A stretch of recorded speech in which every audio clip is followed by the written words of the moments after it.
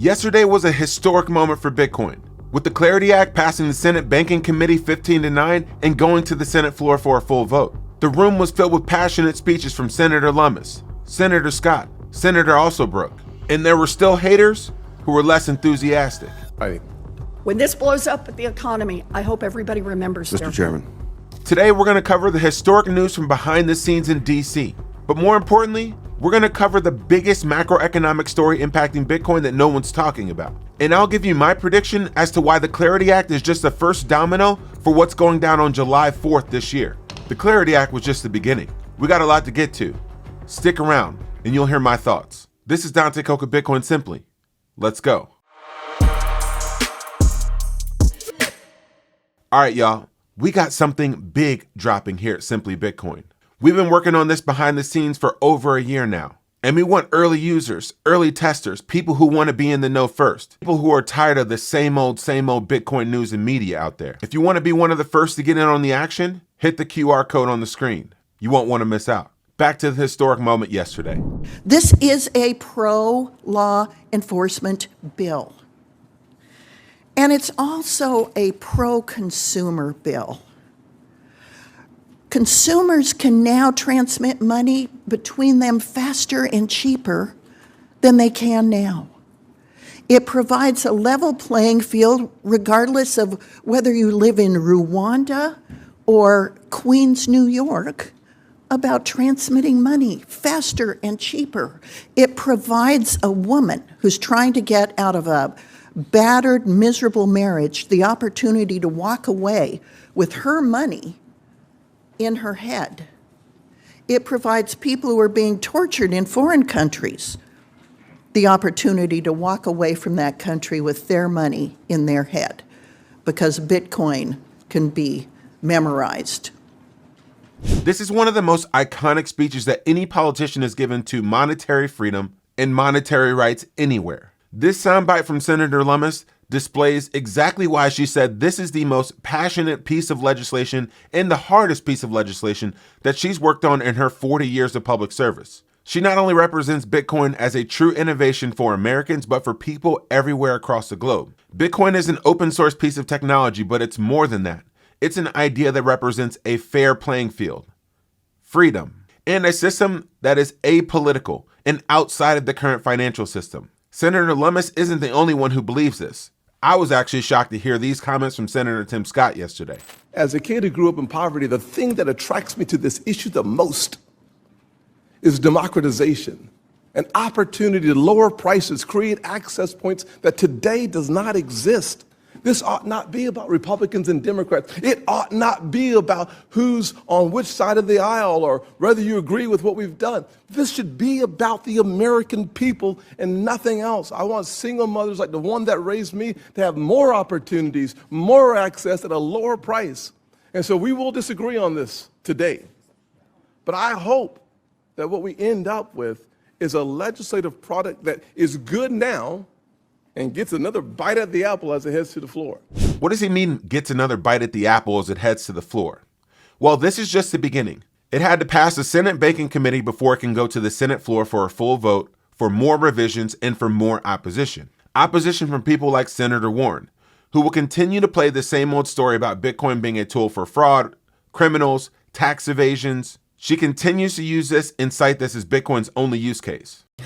While we're at war, Iran is openly gearing up to collect crypto fees from oil tankers to pass through the Strait of Hormuz. This will be the rhetoric from the opposition. You can guarantee it. The other opposition that we will hear, because Senator Warren is paid by the big banks, is that the big banks have an unfair opportunity as it relates to them raising money and assets versus crypto companies issuing stable coins and digital assets. This actually isn't true. Senator Lummis highlights exactly what things that banks can do. Everything that they always could do, just now with digital assets. The bank permissibility language in our legislation does one thing. It simply confirms that banks can use digital assets to conduct activities that they already allow to perform by law. The US dollar is going to be digitized. It is going to be a digital asset. And so we need to integrate all of these assets into the banks that are allowed to do them to continue to do them. There are no special carve-outs. There are no special permissions and no special carve-outs. Banks will be able to fold digital assets into their current operations. And this is just part of a much bigger plan. That wasn't the big news that was happening. That isn't why you should be bullish about Bitcoin. I think the most historic piece of news for the entire financial system starts to unfold on July 4th of this year. Remember in January of last year when Scott Bessent and President Trump were talking about the Economic Liberation Day that was going down on July 4th on the 250th anniversary of our country from 1776 to 2026? Well, let me give you the playbook. Playbook step number 1, getting Kevin Warsh elected as the new Fed chair. That just happened. He was just announced as the 17th Federal Reserve chairman, and he's already laid out his plan for what he's going to do. Step number 1, lower interest rates. But how is he going to do that? He's going to do that by convincing the market that the Fed is now no longer the person that is responsible for maintaining the balance sheet of the United States government. That will be the role of the United States Treasury and Scott Bessent. They will come to an accord as what he says. He lays out his entire plan. But step number 1, lowering interest rates. Step number 2, creating a separation between what the Fed does and what the Treasury does. So when that role of fiscal responsibility heads to Scott Bessent in the Treasury, what is going to be his means for raising debt if the Fed is no longer going to be the buyer of last resort, which is what is creating inflation and which is what is creating high interest rates, because the market doesn't believe that we will ever stop borrowing at such rapid rates. Agenda for reform that won't make matters worse. Yes, well, this might upset part of your audience, Peter. So this is a trigger warning. This is what people like you and I do on campus. I believe this administration inherited a mess, a fiscal and monetary mess, and it is incumbent on the administration to get out of it. No one said it would be easy. We didn't get into this mess overnight. We're not going to get out of it overnight. To make the numbers you said somewhat easier, I think, to understand, we were paying about $1 billion in interest expense every day the day before COVID. We're now paying more than $3 billion per day in interest expense. None of that's going to strengthen the military or help the least well-off among us. That is being squandered away. So what do I suggest?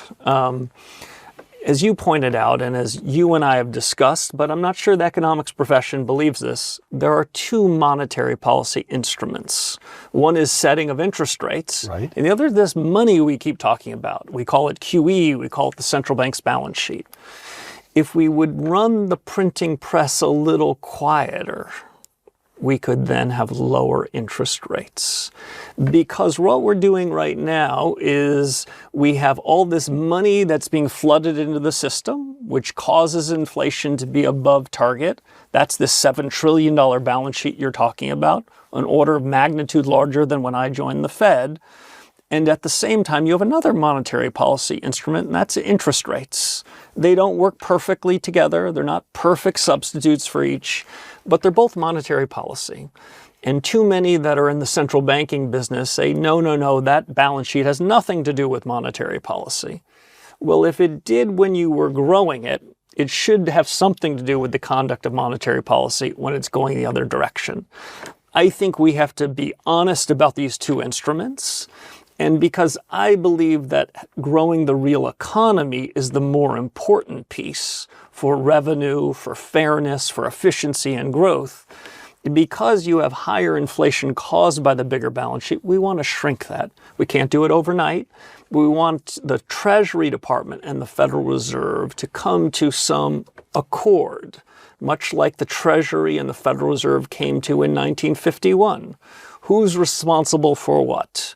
Who's going to be managing interest rates? The Federal Reserve. Who's going to be handling fiscal accounts? The Treasury Department. We have blurred these lines about who's responsible. And when a president comes to power, his Treasury Secretary should be responsible for as the fiscal authority, instead of blurring that over to the Federal Reserve, which only brings politics to the Federal Reserve. Scott Bessent needs a lever. He needs a new buyer. He needs a new means to issue debt, and that is coming through the Clarity Act. But before I get to the rest of the plan, let's thank our sponsors. Most Bitcoiners don't know that after they've stacked Bitcoin for such a long time, they don't have to sell their Bitcoin for a capital gain. You have another option, to borrow against your Bitcoin. And that's exactly why the leaders of Ledn created Ledn, so that individuals can have access to institutional tools to never sell their Bitcoin. Borrow against your Bitcoin up to 50% loan to value. If you have $1,000 in Bitcoin, well, borrow up to $500 in Bitcoin with no credit checks and getting fiat in your account in less than 6 hours. The process is fast, seamless, and it costs about half the amount of a credit card.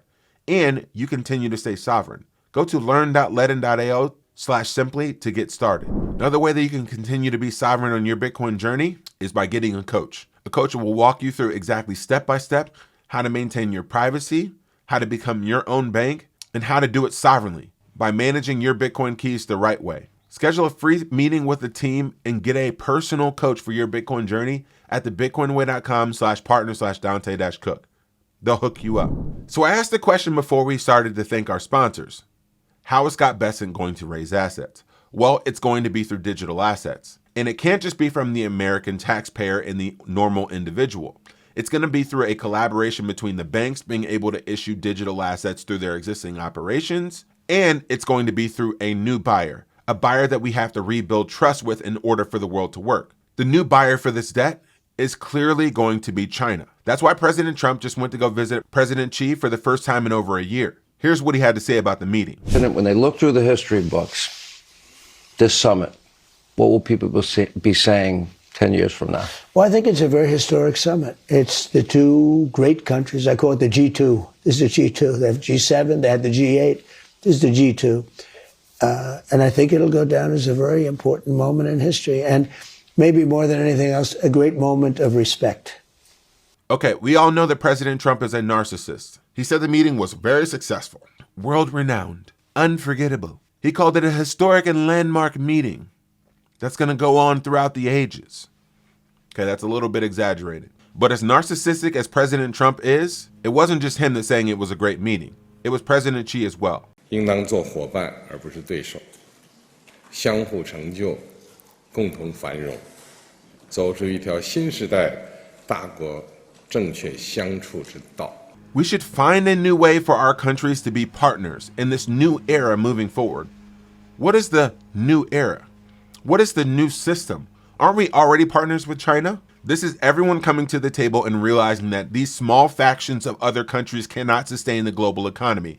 It truly is the G2, China and the United States, if we want the world to not collapse on itself in the weight of its own debt. So yeah, on July 4th, 2026, they're going to issue a Trump coin.